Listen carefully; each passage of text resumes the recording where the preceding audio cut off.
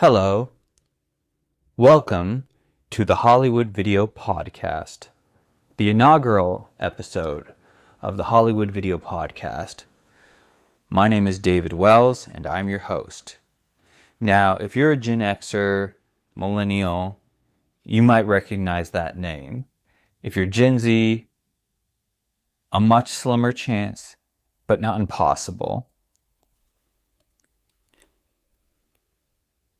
You may not even know what a video store is, which is where the name of this podcast gets its name from. So what is Hollywood? So what was Hollywood Video? Hollywood Video was a chain of video stores. You might ask yourself, what's a video store? Well, it's a store you could go to where you could rent VHS and DVDs. What are VHSs and DVDs, you might ask? Well, you know what? I'm going to assume that you would only not know that unless this is far into the future and there's just no recollection of that whatsoever, so you have no base of reference. But yeah, DVDs and VHS are physical mediums that you would watch stuff on. So anyway, Hollywood Video was a place where you go rent movies on VHS and DVDs. They may have experimented with Betamax, I don't know. But anyway, yes, they were the second biggest video rental chain stores behind Blockbuster Video. A question you might be asking is, if your podcast is called Hollywood Video, then are you at all associated with the Hollywood Video Corporation or whoever owns the right to that? And the answer to that question is a resounding no. No, my podcast has absolutely nothing to do whatsoever with whoever is keeping the Hollywood Video website alive, which is the only sign that the company still functions in some capacity. And you might say they've got a website? Yes. Do they post on it often? No, they don't. In fact, it's been about, as of this podcast, it has been 11 years since they made their last post about Wonder Woman being in the Batman vs. Superman movie from all the way back in 2016. But here's the thing. Someone is still paying for the servers, paying for the domain name, and yet it's impossible almost to find out who is running this or who's got the rights to it. And it kind of even begs the question, why do they still keep it around? I mean, yeah. Sorry, I'm getting a little bit off track. So, Hollywood Video was the second biggest video rental chain next to Blockbuster. I believe there was also a chain called Movie Gallery who bought them out in 2005. And that's kind of where their trouble starts. Or it's the beginning of the end for them. What is this podcast going to be about? Podcast is just going to be me talking about movies. And I haven't watched enough movies in a while, but I am trying to fix that. And for this inaugural episode, I'll be jumping in and out of the history of Hollywood Video and some of the movies I watched from there. Yes, that's how this is going to go. Now you might be wondering, well, if you have no affiliation with the company, and as small as it might be, Aren't you worried about getting sued? No. Because there's such difficulty in finding out any information about who's running that website, who's paying for the servers. Yeah. And if this podcast gets big enough, it would almost be sort of amazing if I got sued. But I'm sort of not counting on that, but who knows. So, Hollywood Video it is.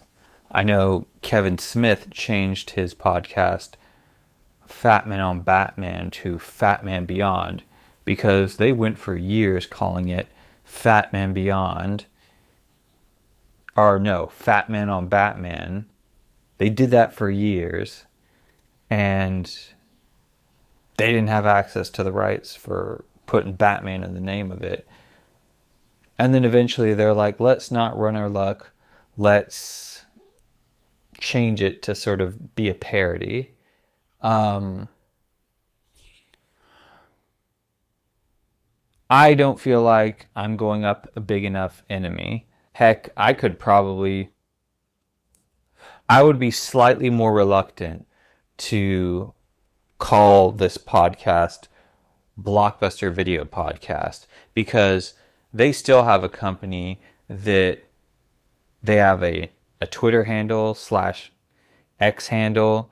They're still a brand that goes off nostalgia. For whatever reason, Hollywood Video doesn't have that. I'm guessing the people who have the rights to it, they just don't care.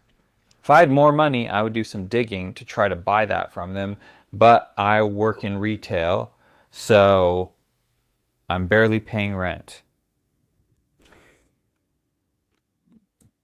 So, what are my earliest memories of Blockbuster? No, not Blockbuster.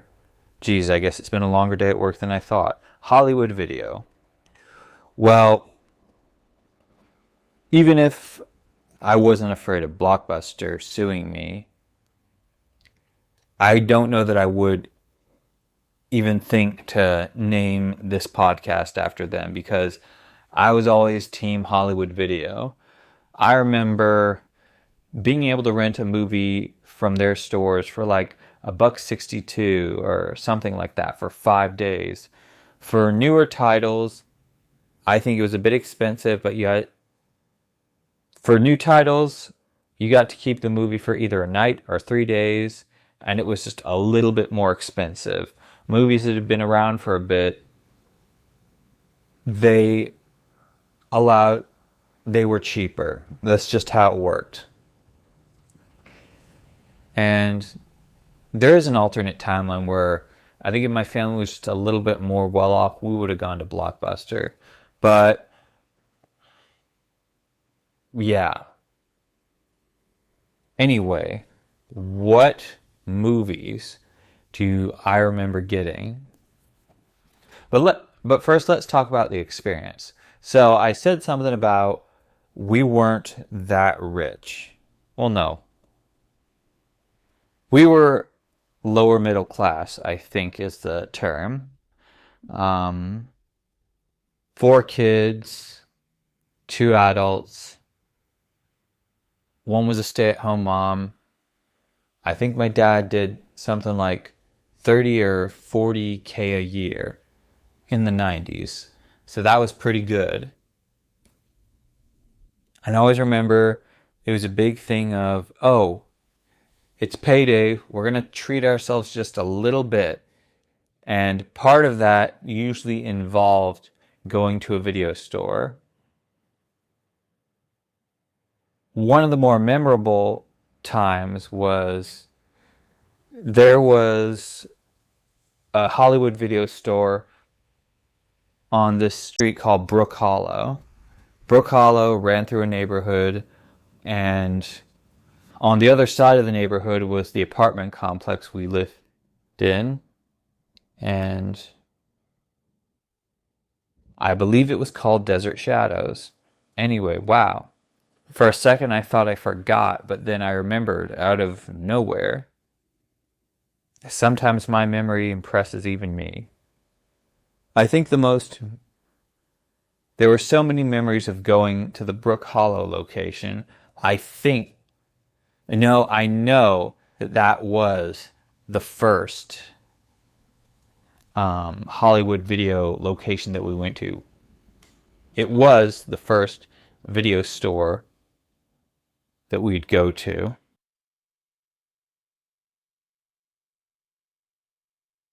So the most memorable trip there for me would have to be, I don't know why we didn't drive there. Maybe we just thought it would be fun to walk, but it was possible to walk there. I forget how far it takes. But anyway, I remember we were walking. I don't know if it was just two of me and my siblings or three of them. I do remember there being a stroller somewhere in this story where we're walking, and we get there and we rent a movie. I can't remember exactly what it was, but what I also remember is there's a Little Caesars right by it. So this was like a match made in heaven. People, if you were renting a movie, you would probably get pizza too. And that was sort of our affordable form of treating ourselves and entertainment. I've said this on another podcast, but one of the cool things about Little Caesar is the founder of it. He helped support Rosa Parks in, I think, the last 12 years of her life. In the 90s, he found out that she wasn't living in a great part of town. And so he paid for her to live in a much safer apartment complex. And he did it completely quiet. He gave no notification. He didn't bring any attention toward the fact of like, hey, look at me, I'm helping Rosa Parks. Aren't I a great guy?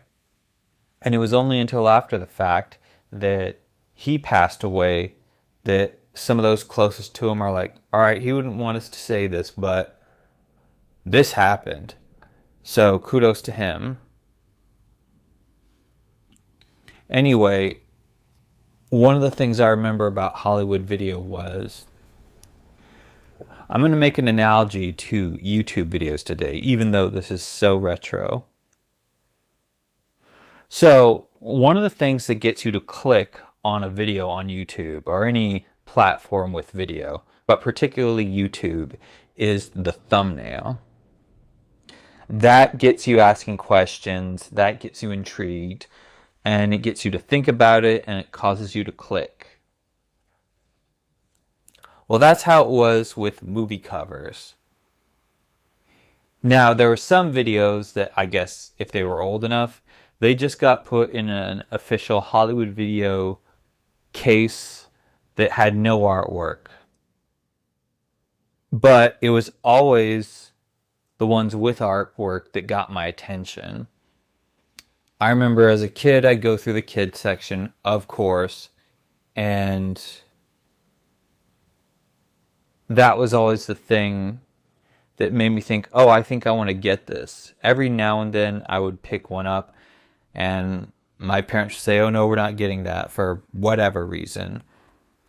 I think one was Smurfs, and they said it had, because it had magic in it. Again, this was the early 90s, and that was a thing with parents, especially if they were particularly religious, but nothing to harp on about. Most of the time, they would tell me I could. I think the only time they said no, really, was if it was a newer movie and was going to be a bit more expensive, and they say, you won't get to watch it as often. I'm like, oh, okay. And one of the things I remember was they had treats there, or I should say snacks. And I think it was more the novelty of wanting to get something from the video store, like an ice cream bar or a soda, even though we were going to go to the store right by and it was going to be cheaper and we could get more of it. But I think I remember part of the novelty was they had flavors that I didn't think that HEB or any other grocery store had, or at least I just wasn't aware of. Now, I've been to other Hollywood video stores, and although Brook Hollow was the first one, we moved pretty soon when my second sibling came along, because this apartment complex had a rule like, oh, you can't have any more than 2 kids. It's been 30 something years, so who knows if they changed that rule. I would be surprised if they didn't. So we go back and forth from a couple places, but my favorite Hollywood video location has to be the one on Nacogdoches and O'Connor. If you don't live in San Antonio, these location points might not make sense to you, but that's where I am, so yeah. I can't pinpoint exactly when we went to the Nacogdoches and O'Connor location. The earliest I remember is 1994. That being when we moved to a trailer park, and I think on the day we moved in, we went and got treats. We went to, I forget exactly what we did, but because it was the first day, we needed groceries, and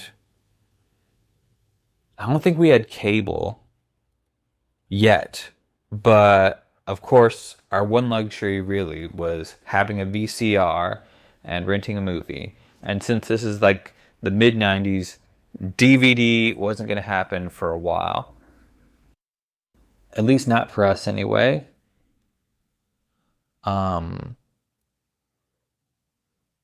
What kind of movies did we get? Well, of course, for me as a kid, the earliest stuff I remember getting is kid movies. I can't tell you how many times I rented 101 Dalmatians from there. Oh, a noticeable thing I remember. Um, yes, I remember. You might, it might seem hard to believe, but back in the day, the idea of a sequel to The Land Before Time seemed unfathomable.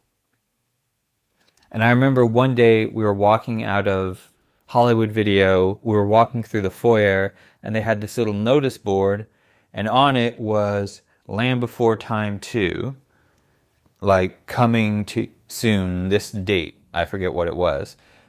And as a little kid, I'm thinking, oh my gosh, that is one of my favorite movies. You ask any 90s kid, and they saw The Land Before Time. And I'm like, they're making a sequel to it. It has to be as good as the first one if they're doing a sequel. And so I anticipate watching it, and we rent it, and I remember enjoying it because I think someone bought it for me and I kept watching it.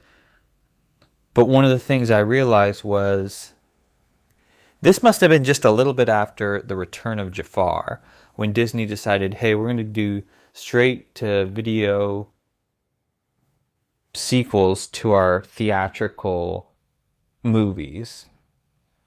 And it was bound to happen that other studios would copy this formula.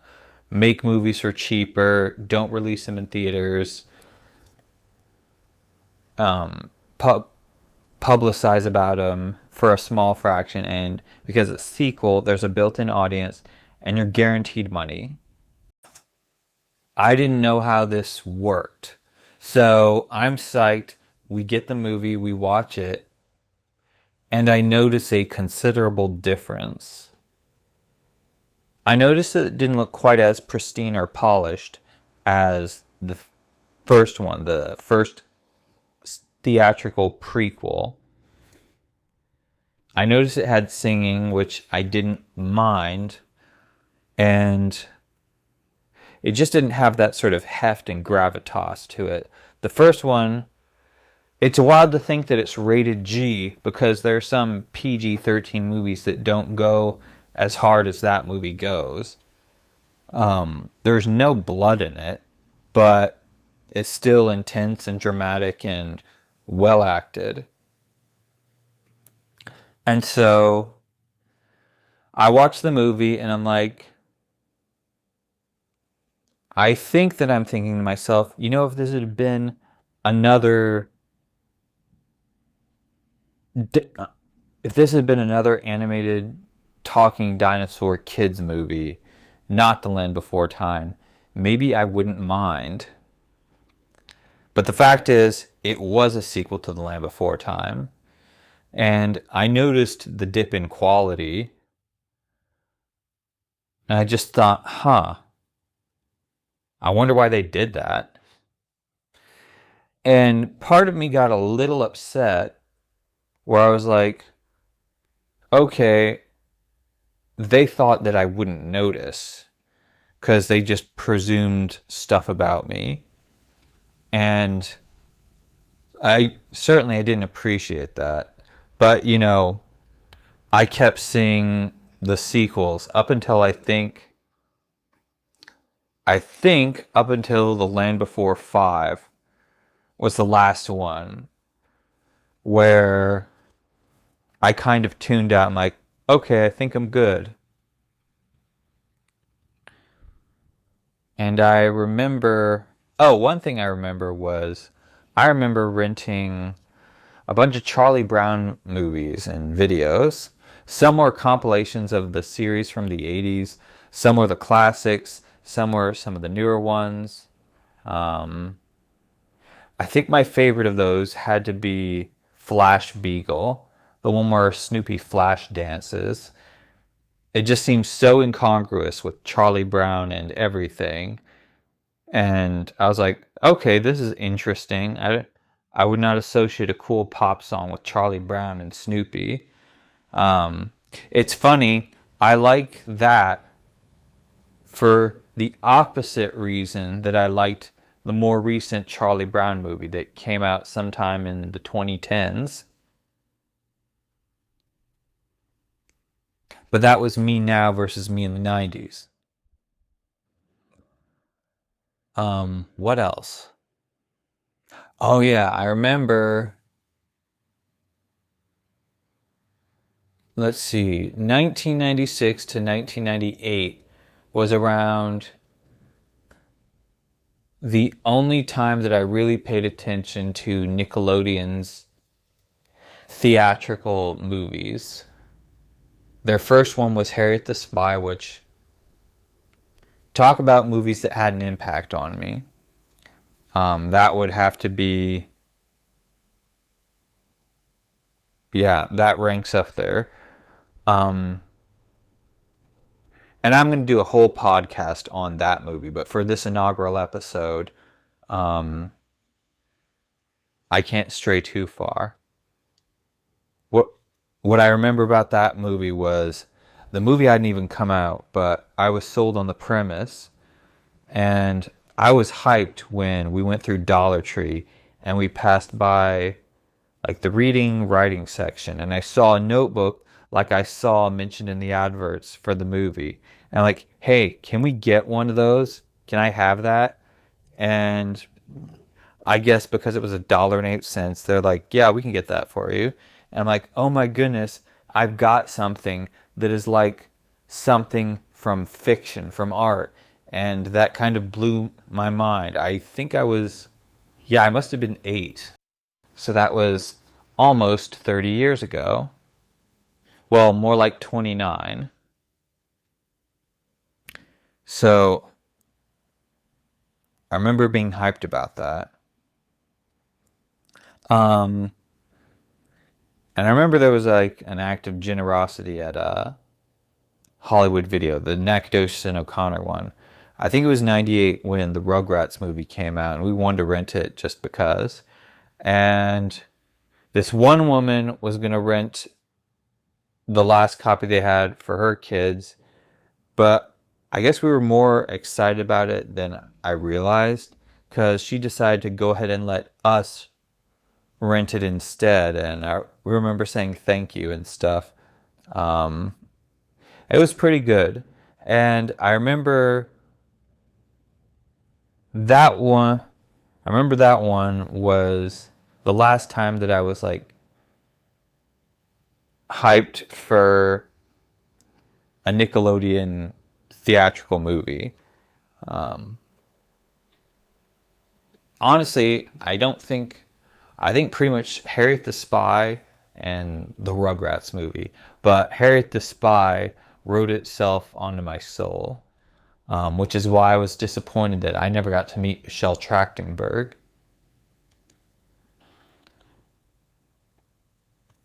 Another big movie was, let's see. Oh, yes, I can't do this inaugural episode that is specifically about Hollywood Video without mentioning Denver, The Last Dinosaur. I talked earlier about being sold on artwork, and yeah, I just picked it up and like, oh, this looks neat. I think I'm like 5 or whatever, and I'm like, hey, can we rent this? And I guess my parents were like, yeah, it doesn't look anything wrong with that. And I enjoyed it. It was about kids who find a dinosaur egg and then a dinosaur hatches. And of course, they got to hide the fact that, oh, we've got a dinosaur as a friend. Somebody might take him. That classic trope. And of course, he goes out in disguises that it doesn't fool anybody. But, and I also remember renting the Planet of the Apes movies. That was a bit later. Um, Somehow I found out about the ones from the 60s and the 70s, and I thought the concept was cool. And I forget exactly when it had. No, it would have to have been sometime before 1998. Because I remember we went up to the NASA space station, or my uncle, he took a bunch of us up to NASA in Houston one day, and I like memorized. I had this speech that Caesar spoke memorized from Battle for the Planet of the Apes, or the fourth one where his human handler dies and apes are servants, and he starts an uprising. Gosh, I wish I could remember exactly what it's called. Future me, make a note, do a podcast about the old school Planet of the Apes movies. So, yes, I remember I enjoyed those. I think the fourth one, I think the fourth one was my peak enjoyment of that. The fifth one, I watched it just to say that I could watch it, and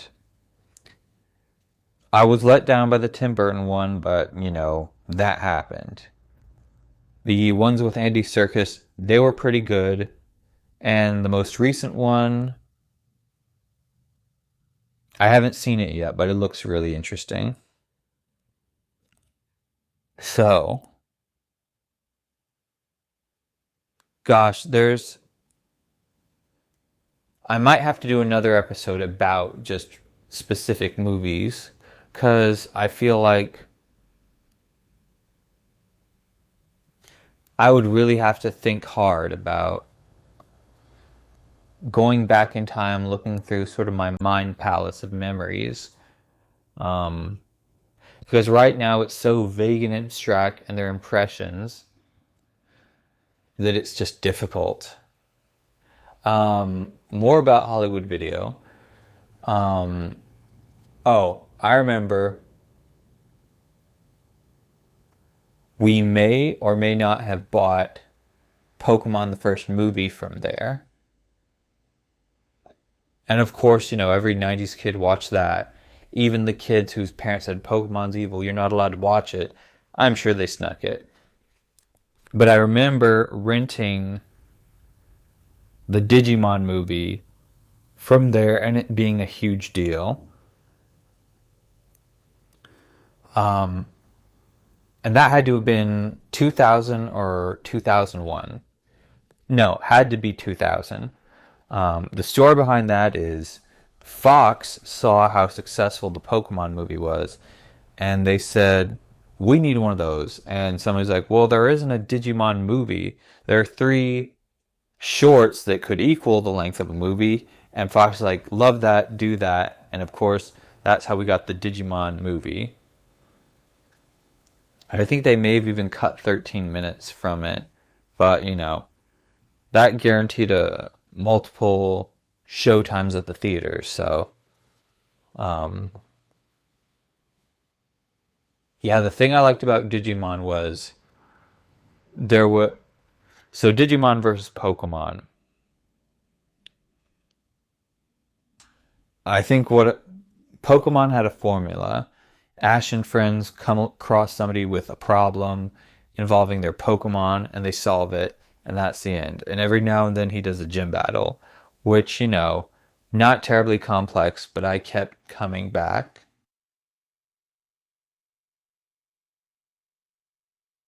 Anyway, yeah, Digimon, it was kind of more of, there was a story across the season, which was interesting. And sometimes they had real drama. I mean, it was melodrama, but still drama. And they did that pretty well for the first 2 seasons. I remember being caught off by the sudden change in the 3rd season, but I still watched it. But anyway, it was a big deal getting to watch the movie. I wish I could have seen it in theaters, but for whatever reason I didn't. We must have been short on cash then. So, let's see. I wish I could remember what was going on in the 2000s. I mean, my memory is already astounding enough as it is. I remember a big deal for me was getting an allowance. And one of the things I did was, I remember renting movies from there. So that was cool. And I guess we're going to have to veer into like a slightly sadder part of this story with Hollywood Video. And that'll have to be my parents' divorce. So anyway, we watched a lot of movies, and it's funny, like, there were 2 consistencies in my childhood, church and the video store. And what was funny was my parents, like, one of them stopped being at church, but they could both be at the video store, or not at the same time. But it's just interesting how that worked out. And I remember it being a really rough time for me, but one of the opportunities it afforded was my mom would let me rent stuff that my dad would have said no to. And one of those was anime. For whatever reason, my dad wasn't big on anime. I think he was still kind of super religious back then, so he kind of viewed it as like, oh, it's foreign. I don't want my kids interacting with it. Or he was weary of how much they would interact with it. So I think I remember staying with my mom on a weekend, and we walked past the section that had anime in it. I think at a time it might have said either foreign media, foreign animation, or, this is so outdated, but it might have said Japanimation or Japanime. That is such an old school term for anime. That, because back in the day, like, I mean, it seemed everyone's into anime nowadays. I mean, try going into a gym and not see a dude with a Dragon Ball Z tank top, but that was not the case in the 90s. or even in the early 2000s. Early 2000s where it really took off and became mainstream. But I remember, I'm not sure how soon it was after the divorce, or not even the divorce when they split, but we walked past the anime section that had the for sure not geared at kids stuff and the stuff that I was intrigued with. Um, I remember seeing the first time I rented something that I knew my dad would have said, like, I don't want you to watch that. It was this show called Bio Booster Armor Guyver. And it was basically kind of like R-rated Power Rangers. It was mainly blood and gore that was the reason, and like sort of body horror. It wasn't that scandalous. But anyway, I'm like, I finally got an opportunity to watch this. I think the other one I remember was a show called or a movie called Vampire Hunter D Bloodlust. Um, what other stuff? I joke and say the only good thing that resulted as from my parents' divorce is that I got to watch a lot of the anime that I wouldn't have been able to if they had stayed together. Speaking of doing something my dad didn't want me to do, um, my dad, when Power Rangers first came out, it didn't necessarily get a seal of approval. He wound up just caving on that one, which I'm so surprised he did. But anyway, how did that happen? So, sometime in the 90s, had to have been 93, had to have been. Me and my mom and my siblings, we go up to South Carolina to visit my grandparents on my mom's side, and we go to a video store. I'm presuming it's Hollywood Video because it looked super familiar. And I remember walking into kids aisle because I'm like, oh, that's where I would go. And I saw VHS copies of Power Rangers and like, oh my gosh, that's the show that my dad, he always changes the channel, even though I would catch glimpses of it and think this looks so cool. So I have this epiphany of like, well, wait a minute. He's not here. My mom does not seem to exhibit the same antipathy towards it. And even antipathy feels strong. But I'm like, I'm going to grab this movie and see if we can't watch it. So I grab it and say, this is what I want to rent. And they go along with it. And it just happened to be the pilot episode, Day of the Dumpster. And that was perfect. And I remember that cemented my interest in the show. And maybe the reason my dad like changed his tune was, I'm guessing my mom saw it and she's like, oh, it's harmless. There's nothing to worry about. I can't confer that this conversation took place, but it wouldn't be too much of a stretch. I guess he realized that it was the then current day equivalent of, say, the Adam West Batman. It was basically our generation's equivalent of fun, campy action. And I remember I got to meet some Power Rangers. I got to meet Jason David Frank's daughter, Jenna Frank. And I described disobeying him and watching that as the one sin I don't repent of. LOL. She got a kick out of that. And I'm sure that we rented the Mighty Morphin Power Rangers movie from Hollywood Video. I honestly can't remember ever going to Blockbuster as a kid at all. I think as a young adult, I might have rented a Kurosawa movie from Hollywood Video because I just couldn't find it at. No, I couldn't have. I think I rented a Hollywood. Sorry, I'm a bit flummoxed. I think I remember renting a Kurosawa movie from Blockbuster just because I couldn't find it at Hollywood Video. But anyway, another story of when I rented from Hollywood Video. I think this was a little bit before they bought out by Movie Gallery in 2005. Um, I remember it was such a big deal when Kill Bill came out because this was a movie that looked like it shouldn't have worked. I just remember thinking, it seems like so many things, samurai, spaghetti western, anime, all stitched together, and it was so irregular that I was intrigued.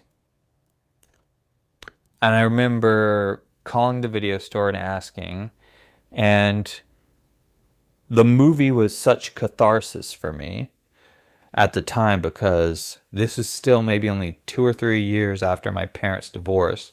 So, and without getting into it, there was an individual who was particularly responsible. So when there was a character taking revenge with a sword, I did a lot of imagining. We'll just say that. And I felt that. And it felt like righteous retribution.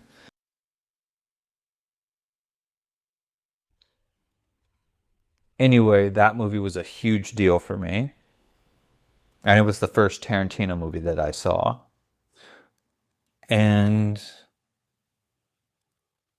what else?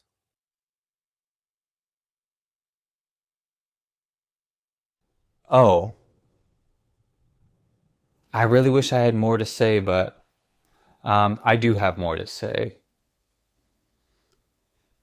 I remember as time went on, they started to phase out their VHS collection.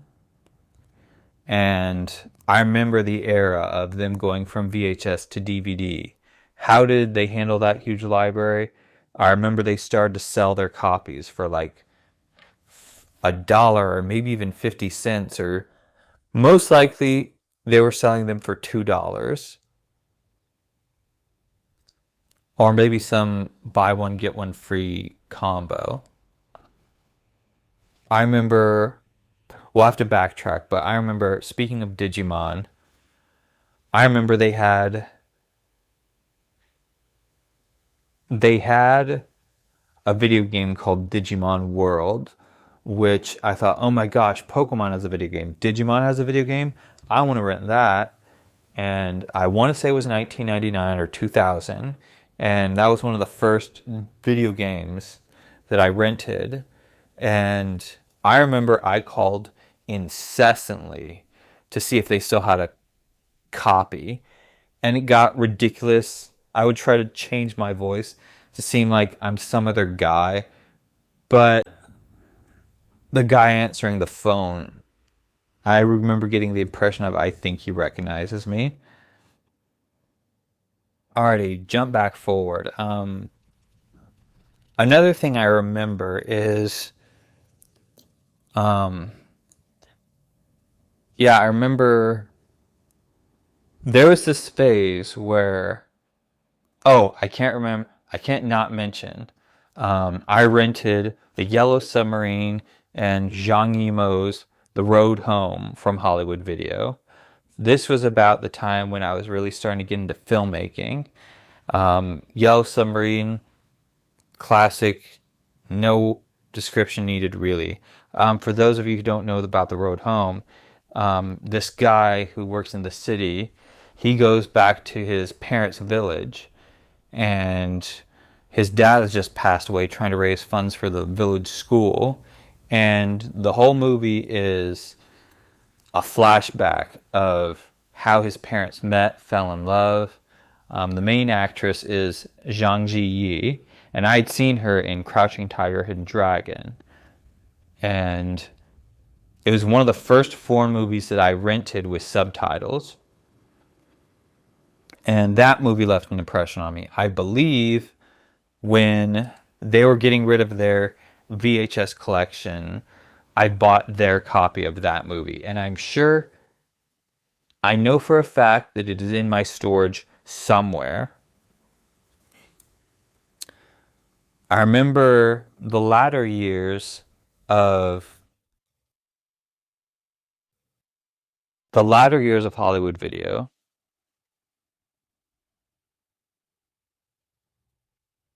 Man, like I don't want to sound like I'm harping on about it because it happens to so many people, but my parents' divorce really did mess me up in a significant way because I remember one time, this is after I got my driving license, I was just in a mood where I just wandered aimlessly. Like, I think I'd already gotten a job, and I remember going to Hollywood Video. I think I'm like 18 or 19, and I wandered around the store looking for something, looking for a movie, and I felt like I was there for a long, long time. I just remember looking for, I need the movie that is going to make me feel better, that is going to take whatever I've got away, and I couldn't find it. But anyway, it was like, I digress with that store to basically say it was a place I turned to in a moment of just emotional bankruptcy. And even though I didn't find what I was looking for, that was the place where I thought to go. So, kind of the last big hoorah of me going there is 2008 to 2010. I believe 2010 is when they shut down. But I remember my brother, he had gotten his first job, and one of the things he bought with some of his earliest earning money was he bought a copy of the first Iron Man on DVD. And I think he still has it, or it might be here. I don't know. But I remember the last stuff that I rented from Hollywood Video was, this is maybe 4 or 5 years into me wanting to be a filmmaker. So what I do is, I was on a real foreign film kick. I remember, let's see, Taegukgi, Brotherhood of War. I remember anything by Zhang Yimou. Road Home, Happy Times by him, and then a movie called Offside, which was about girls dressing up like boys so they can go see this soccer match that took place in Tehran. Another Iranian movie called The Color of Paradise about a blind kid whose dad is ashamed of him. I really went on a foreign kick. Yeah. So at some point from 2008 to 2010, that was kind of my last interactions. And this will sound funny, but I rented the movie Little Manhattan more than a couple times than I should have. I rented it,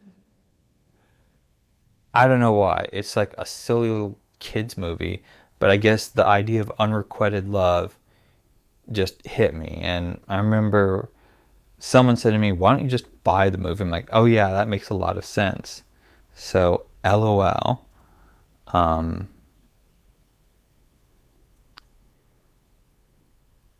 and I remember at some point from 2000, I guess in that time, Redbox started to become a thing, and streaming was in its very early days. So, what happens? I mean, I think just because it was convenient, my mom started to rent movies from Redbox more than going to the video store. And I can't remember being at Hollywood Video towards the end. Like, me today, I regret that so much. But I remember it happened before Blockbuster, because I remember I wanted to go to Blockbuster. I don't know why I did this with Blockbuster, not Hollywood Video, because Hollywood Video meant so much more to me. But I remember I wanted to take a video camera and go to Blockbuster and document the video store experience, which I don't know why I didn't do that with Hollywood Video, because if I had done that and if I had shot that footage, I would have cherished it so much. And the funny thing is, I might have mentioned this in a different podcast I have, but Hollywood Video, going there, is the only recurring dream that I have. Sometimes it happens frequently, sometimes it doesn't. There are so many other things that I could have a recurring dream about. Any of the old apartments or houses I live in, going to my grandparents' church.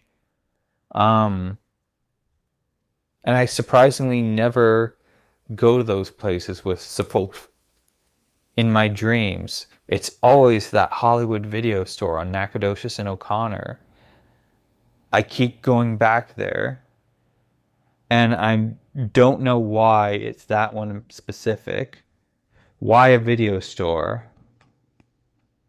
I'm so surprised. And I always believe, and in the scenario of the dreams, it's always like, oh, they're back. Somehow they've come back. They've got enough capital. I guess it's like a Toys R Us scenario, because Toys R Us went bankrupt in 2018, and they've come back in some iteration. And in all the dreams, it's like, oh, we're going to try to be like a community-based thing. We'll rent systems out, and VHS and DVD and video game systems even. Before I forget, Mega Man X4 and Jade Cocoon. Mega Man X4 was kind of like my most frequent introduction to the Mega Man series, even though I'd played it before in the 90s. And Jade Cocoon was basically sort of cool, moody, teenage, Studio Ghibli version of Pokemon, with like a rich lore and mythology, even though it was a short game.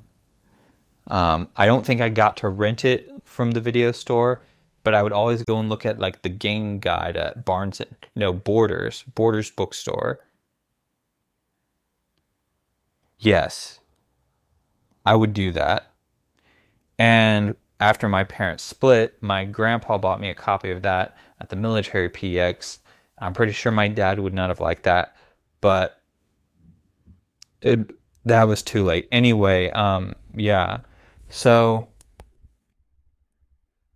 I get this feeling that I'll have recurring dreams about Hollywood Video for the rest of my life. I bet if I'd really thought really hard, I could have remembered more specific movies that I got from there. But again, I'm pulling back on memories from 20, 30 years ago. And I'm grateful that I've got these faint glimpses that I do. And I get the feel, sometimes they don't happen that often, or sometimes I'll think, it's always just when I think, oh, I haven't had one in a while, maybe this is the last time, and then I go ahead and I have a dream about like, oh, I'm at Hollywood Video, oh, it's back, and I always buy into it, I always believe that it's real, and of course I always wake up and I'm like, oh no, it's just a memory. And something that happened recently was, for the longest time in the shopping center, there was a sign that was sort of the last vestige of that store's existence, that it had ever been there. It was worn down and dirty, but you could still tell that it said Hollywood Video. And this was like not even that long ago. It was like a couple months ago, maybe even like 2 months ago.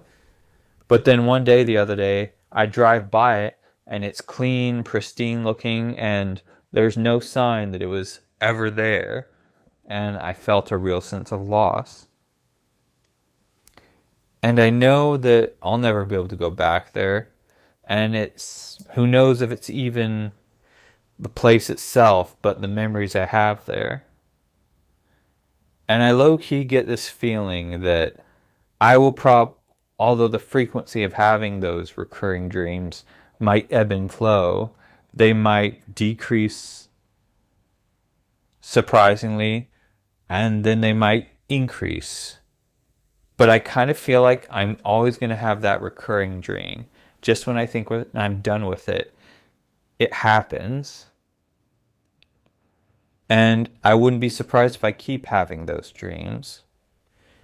And I wouldn't be surprised if, I get older, and even though medical technology happens, I will slip in and out of reality to try to make sense of things, and I'll be there. And who knows? All kinds of stuff happens when people die. I think the brain releases chemicals because death is a traumatic event. And I would not be surprised as my synapses are firing and my physical husk is saying, like, we're shutting down, you got to move on. I wouldn't be surprised if one of the things that flickers and passes through me is I'm think like, oh, Hollywood Video. Well, this has been the inaugural episode of the Hollywood Video Podcast. Thank you for entertaining me during this trip down memory lane. Future podcasts will be about specific movies and themes, maybe genres. It's going to be a very movie-centric podcast. Maybe events with celebrities or meeting, although there's few of those. But yeah, it's going to be a lot of fun, maybe some tears, a full range of emotions. Thank you so much for listening. Have an absolutely super day, and I hope all your dreams come true. Bye.